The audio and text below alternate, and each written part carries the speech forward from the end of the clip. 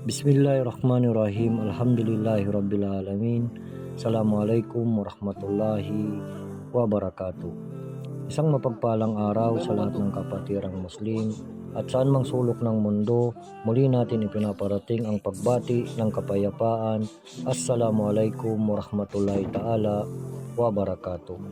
At sa mga kababayan natin na wala pa sa pananampalatayang Islam, sumainyo nawa ang kapayapaan at ang gabay ng dakilang tagapaglikha na nag-iisang Diyos, walang iba kundi si Allah subhanahu wa ta'ala.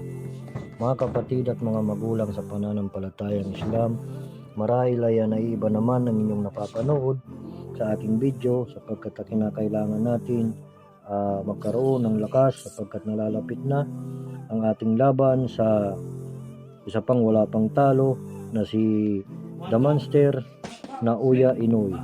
It's a prank.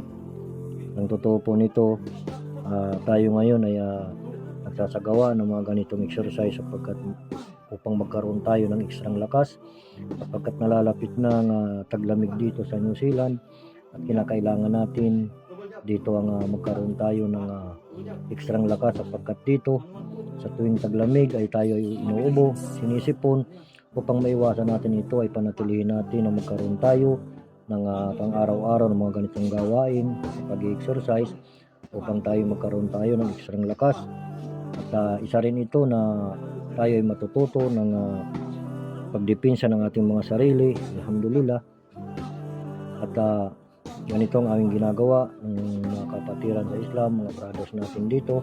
Kami nagtitipon-tipon sa tuwing kami ay walang mga pasok at kami ay nagbibigay ng mga nasiya sa bawat isa tungkol sa pananampalatayang Islam. At pagkatapos nito kami ay nag-i-exercise upang dagdag kaalaman. At alhamdulillah, hilingin natin sa Allah subhanahu wa ta'ala na magkaroon tayo ng ekstrang lakas upang tayo ay makaiwas sa anumang uri ng sakit. Alhamdulillah. At hanggang dito na lamang. Jazakumullahu khairan wa akhiru da'wana.